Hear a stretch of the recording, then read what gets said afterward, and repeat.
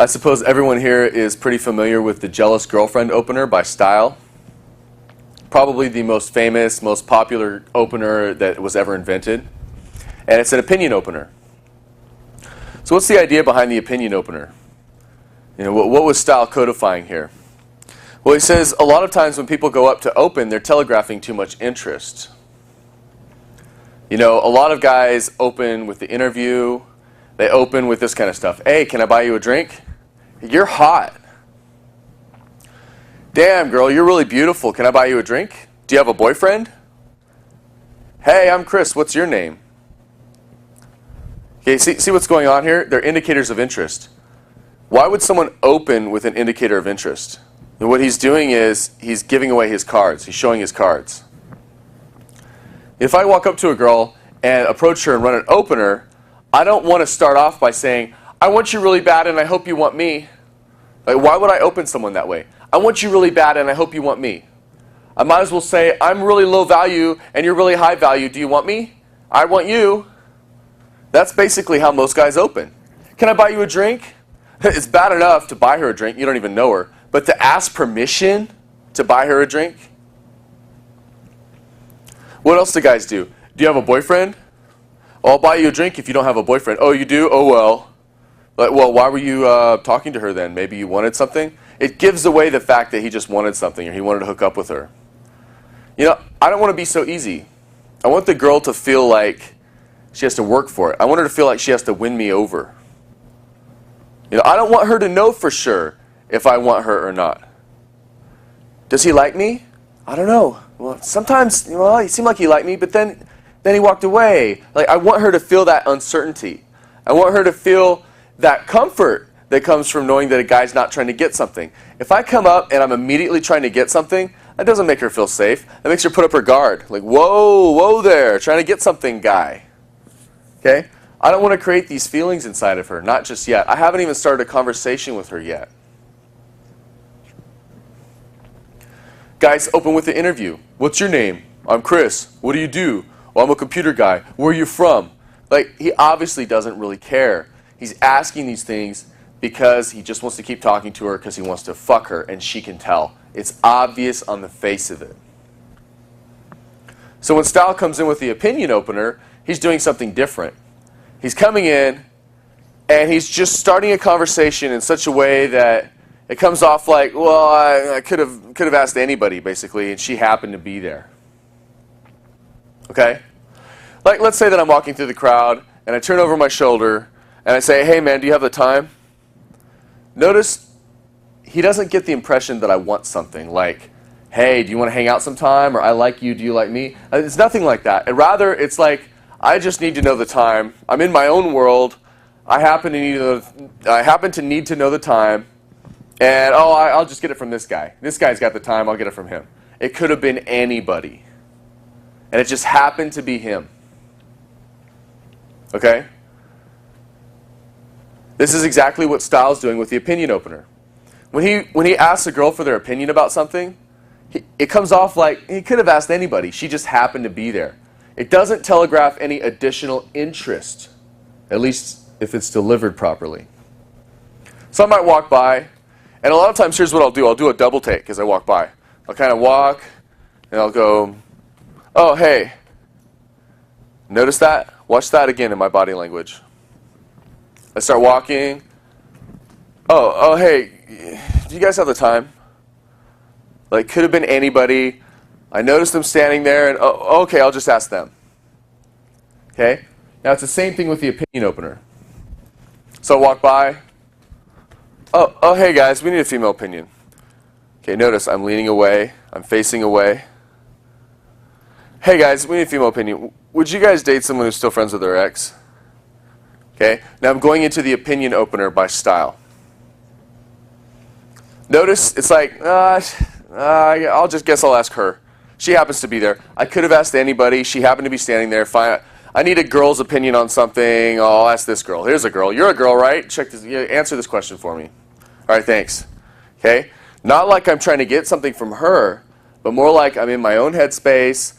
I happen to need something from a girl. She happens to be a girl who's standing right there, so I'll just ask her.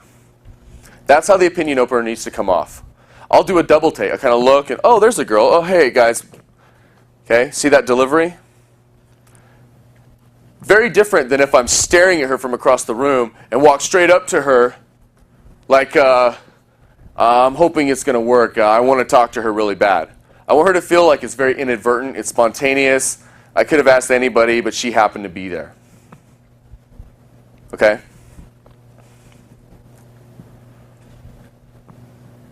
Now look at the difference in delivery. Here are the words of the jealous girlfriend opener. Hey guys, I need a female opinion. Would you guys date someone who's still friends with their ex? Blah, blah, blah, blah, blah. Interrupt.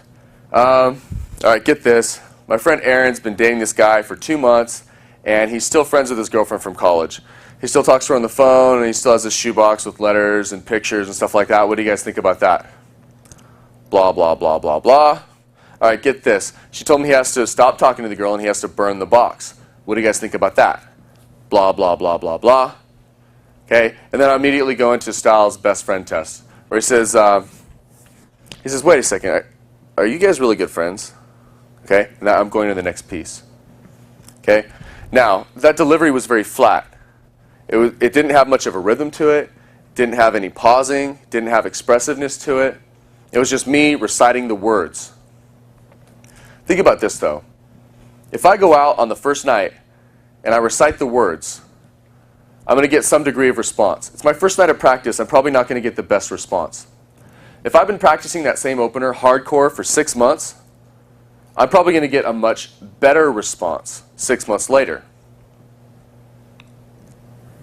First, I'm getting a bad response, or not that great of a response. 6 months later, I'm getting this really good response. I've been practicing for 6 months. But wait a second, it's the same words. It's the exact same words.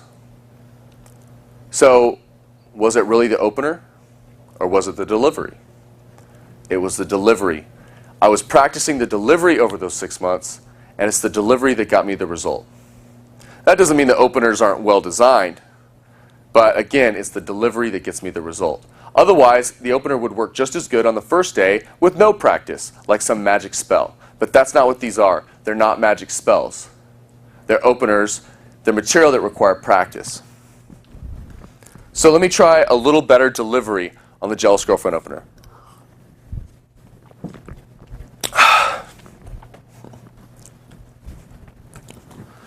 Hey guys, I need a female opinion. I really need to get back to my friends, but would you guys date someone who's still friends with their ex? Okay, get this. My friend Aaron's been dating this guy for 2 months, but he's still friends with his girlfriend from college. They still talk on the phone, and he's got this shoebox with letters, pictures, stuff like that. What do you guys think about that? Blah, blah, blah, blah, blah, blah, blah. Okay. Get this. She told him, you need to stop talking to the girl, and you need to burn the box. What do you guys think about that? Blah, blah, blah, blah, blah, blah, blah, blah, blah, blah. Wait a second. Are you guys really good friends? Yes. Like BFFs? Yes. Oh my God, I can totally tell. You guys make the exact same facial expressions. Cue laughter. They will laugh, right? They'll say, you know what else? I notice that whenever I say something, or whenever you guys are about to say something, you guys look at each other first. Now what I'm doing when I point is I'm putting my finger between their faces so the eyes follow the motion. So when I put my finger between their faces, both of their heads turn inwards towards the finger and they meet, their eyes look at each other. And they look each other in the eyes. So right when I say you guys look at each other first, they actually look at each other. And right when I say that, right as they're processing that inside their mind, their eyes meet. And they burst shrieking with laughter. Okay? Now I'm going to change the subject. Say, you guys look at each other first. Well, I might throw in one last piece. Here's from Tyler where he says, you know what else? For Christmas, you guys should get each other those little shoulder strap mirrors. So when you're by yourself, you can still do that. Oh my God! Oh my God! See what's going on? They'll laugh again really hard. Now at this point, I'm going to change the subject. I'm going to say, this totally reminds me of last week. I was down on the W eating lunch. and the waiter comes by. Boom, I've gone into the next story. Okay? Notice the power of delivery. You're out practicing your delivery. Speak slow with pauses, be expressive, build up anticipation, and so on and so on. Okay, another piece of advice I want to give you regarding openers is do not milk your opener. Very often, students will start their opener and the girl will take control of the interaction and she will start leading by asking questions. You know, he'll be like, hey guys, you know, would you date someone who's still friends with their ex or whatever? And she'll be like, well, I don't know, how long have they been dating? And now he's like, 2 months. And she'll be like, well, how long was he dating the other girl? 3 years. Well, are they still in love? Because if they're talking on the phone all the time, it sounds to me like they're still in love. And if his girlfriend doesn't want him to talk, then why is he respecting his ex-girlfriend instead of his regular girlfriend? And like, the guy will get stuck on the opener. I'll come back into the set 5 or 10 minutes later, and they're still talking about the opener. Okay? You don't want to get stuck on the same thread for so long. You want to use multiple threads. As quickly as you can branch off and fire up some other thread, that's preferable. So I'll throw out the first thread long enough to hook and get the conversation started.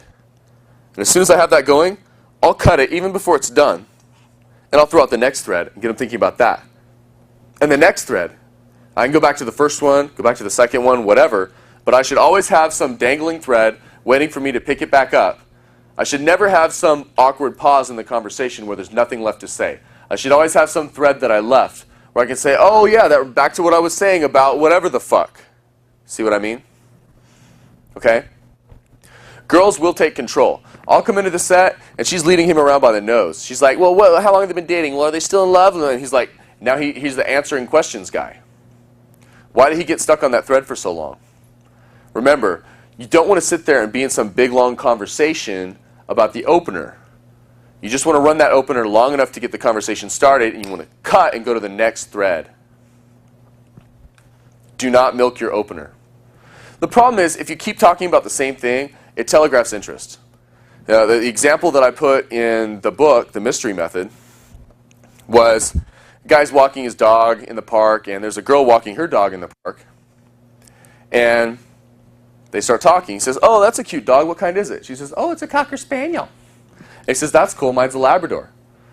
You know, I get him groomed right over there on the corner. She goes, oh, I go down the street 2 blocks. There's a good grooming shop down there. And then he says, so what kind of dog food do you feed her? Okay? And right at that moment, interest was telegraphed. What he really said there, what he subcommunicated was, I don't really care about your dog. I'm just desperate to keep talking to you, and I can't think of anything better to say. So I'm just trying to continue the other thread. We were already on this thread, so I'm just trying to push it and milk it a little longer and get whatever extra time I can squeeze out of it. It's a mistake. You don't want to come off like you're milking your opener. You don't want to get stuck in some, whatever, I'm bored with that topic. You know what, last week some other bullshit happened. Then go into the next thing. Okay? It's just too obvious. Students really get hung up on the opener. What are we really trying to do when we open? Are we trying to telegraph interest? Absolutely not. If you telegraphed interest during the opener, then you fucked up. Are we trying to get her interested in us? No. All we're trying to do is hook. All we're trying to do is reach the hook point. What is the hook point? The hook point is when you stop getting IODs and you start getting IOIs. When you first open a set, they're kind of hoping you're going to leave. Oh great, some guy approached us. How long is he going to be here? Are we going to have to go pee or go get a drink or go find our friends or go dance? Okay? They're like, great, how long is this guy going to be here? But at some point, when I hook them, then they start thinking the opposite. They start thinking, wow, this guy's really cool. You know, how long is he going to be here? I hope he stays. Oh no, is he going to leave? Oh no, is he going to leave? That's what I want her to feel. The hook point is when you reach that. When she goes from giving you indicators of disinterest, IODs, to when she starts giving you indicators of interest, IOIs. She goes from hoping you'll leave to hoping that you'll stay. And that's the point of the opener, is just to get the conversation going to where the people want to have a conversation with you and they want to continue the conversation with you. The opener doesn't have to be some big, long 5, 10, 20-minute conversation. It just has to be enough to get things started so you can hit the next thing. So let's talk for a second about disqualifiers. Girls constantly feel like the guy is trying to get something. And when the guy's trying to get something, she puts up her guard. I don't know how long is he going to be here. When you get rid of him. She's suspicious of everything that you say because she knows you have an agenda. Think about it. You're at a car dealership and there's a used car salesman comes up to you. Okay, every time he says something, you take it with a grain of salt. Because you say to yourself, yeah, this guy just wants something. He just wants to sell something. You don't feel that sense of trust in everything that he says. Instead, you feel suspicion. Everything he says just looks suspicious because you feel that secret agenda, that underneath that he just wants you to spend some money. That's what girls feel. When a guy approaches a girl, she feels like, all right, this is the agenda guy. He just wants something. Everything you say is taken with suspicion. So it's very important to come off right from the beginning like you don't care, like you're not trying to get something, like you don't have an agenda. You're just adding value with no intention of outcome. Right? And one way of doing that is to use disqualifiers. Negs. You want to disqualify yourself as a potential suitor. Okay? If I open the set and I say, I really got to get back to my girlfriend, she's right over there. But let me ask you guys a quick opinion because we're having an argument about this. Last week, and I do some quick little opener, some quick little story. Now, do they feel like I'm trying to get them? If I'm saying, my girlfriend, I got to get back to my girlfriend. Right? I got to go. I don't really have any time for this right now. Notice what's happened? You do the same thing with your body. Let's say that the set is here. Okay? And I'm walking away. I say something. I go to walk away. Oh, really? They say something. I get hooked. Hooked. I'm hooked back in. What? Huh? Well, oh, that's interesting. Blah, blah, blah. Oh, I really got to go. I got to get back to my girlfriend. Okay? What I'm doing is I'm using my body language to convey the disqualifier. We call this body rocking. Right? I'll walk up to the set, run an opener, but I'm already kind of walking off. Then I act like they just hooked me back in with something. I come back and say a little bit more, but I really got to go. Okay? You can do this with your body language and verbally. Oh, I've only got a minute. I've only got a sec. I've really got to get back to my friends. I don't have much time right now. Okay? You want to do that verbally. You want to do that with your attitude. You want to do that with your body. Like you're always on your way out. If the girls feel like you're trying to get something, then their guard goes up. But if they feel like you're really just on your way out, they don't have to protect themselves anymore. All those feelings inside where they say, oh, great, how long is he going to be here? Is he trying to get something? Do I have to go pee? Those thoughts just poof. They disappear like magic. Those thoughts just disappear out of her mind. She doesn't think about them. She doesn't feel them. You don't come off like you're trying to get something. You come off like you're trying to leave. You should always open that way like you're trying to leave. You should always use body rocking and false time constraints to create this impression like you're on your way out at all times. For a second here, let's talk about the 3-second rule. The 3-second rule is popularly understood as being a rule that says, whenever I'm in the bar, if I see a set that I want to open, I should immediately approach it. Just immediately walk right up and run an opener on that set. You know, within 3 seconds. Basically, immediately walk right up and run an opener on that set. But a deeper, more accurate interpretation of the rule, although that is a good one, is this. When I first enter the venue, I should be in set within 3 seconds. I need to be in set within 3 seconds of entering the venue. I walk in the door, I immediately open a set and approach it. Okay? Now, I don't care if it's guys. I don't care if it's ugly girls. It doesn't matter. There doesn't have to be a target in the set. People use the existence of a target or lack thereof as an excuse not to open sets. What we're trying to do when we first get in the field is we're trying to just get warmed up. We want to get into a talkative state. Okay? So it's very easy, if you want to protect your fragile ego, to say, oh, not that set, she's not hot enough, And not that set. No, I wouldn't date those kind of girls. And not that set, not that set. Always has some excuse. Not that set, not that set, not that set. Okay? So I'm going to tell you right now, walk in and open some guys.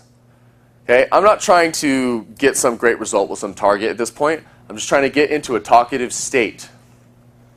I walk in the bar, there's two guys. Hey guys, how's it going? Did you guys catch the game? Okay? Talk to them for a little bit. Oh, and run it opener on this set. Body rock, talk for a little second more. Body rock, open this set. Bring this guy in, introduce them. Oh, you should meet this guy. He has the same interest. Whatever the fuck. Okay? The point is to become a talkative person, get into a talkative state, and be seen talking to all these different people. To be seen as a social guy. Okay? Everyone else in the room, everyone else in the bar, they don't know that you don't know those people. You walk in, you're talking to people. Looks like you know them. You open the next set. Looks like you know them. Looks like I seem to know everybody. I don't have to know anybody at all, but I can create the social perception that I have all these alignments, that I know everybody, that I'm this popular guy. And I'll immediately, as soon as I start meeting people, I'll start introducing them around and merging sets together and introducing them to each other. They're really there for that reason anyway. They're hoping that something cool is going to happen, that they're going to meet cool people. They all stand in their little circles of 2 and 3 and 4 people, shy, embarrassed, hoping something cool happens, but not wanting to make a move themselves. I came in and break that ice for them. You know? I meet some cool girl and some cool guy and introduce them to each other. Now, those two people are going to like me, and all their friends are going to like me. And we'll probably all end up at some big after party at the end of the night, whatever. Okay? Will from New York, he likes to walk in the bar, and he starts pointing like he's pointing at people he knows. He'll walk in, he doesn't know anybody. He walks in the door, he's like, hey, my bro, what's up? Right? So whenever people look and they see him come in, it looks like he's pointing out all his good buddies in the crowd like he knows them all and he's glad to see them. He doesn't know a fucking soul. He's just creating this perception that he knows people, that he's a social guy with friends, that he has social alignments, which is a value switch. And we'll get to attraction later on. Same with you. When you first walk into the bar and open a set, looks like you know people. Open the next set, looks like you know people. Open the next set, looks like you know people. Your level of pre-selection is rising in the venue. Your level of social alignments is rising in the venue. It comes off more and more like you're this cool, high-value guy who knows everybody. And guess what? In the meantime, you're getting warmed up. You're getting into a talkative state. You're getting into a fun, playful, conversational state. And I open this set, and oh, there's a target in this one. Neg. Run the set, be fun. Neg the target, of course. Neg the target. Okay? So the 3-second rule doesn't just mean, oh, if I see a set, then I have to open it. Okay? Although that is true. But what it really means is that you should always be in set. Always be in set. Look at the rule that way. Always be in set. If you're standing there by yourself, looking over at some set saying, no, not her, she's not cute enough, not them, I don't like the way they look, right? Bottom line is you're standing by yourself, your value is dropping like a rock. Okay? Always be in set. I don't give a fuck who it is. It could be 3 guys, it could be 2 fat girls, whatever. You can always turn and talk to somebody else. But at least in the meantime, you're not standing there by yourself trying to look tough, trying to look cool, trying to look above the fray. Hey, what's up? What's up? Don't be that guy. Okay? You want to be the fun, happy guy with a lot of friends, not the tough loner with a dark secret or whatever.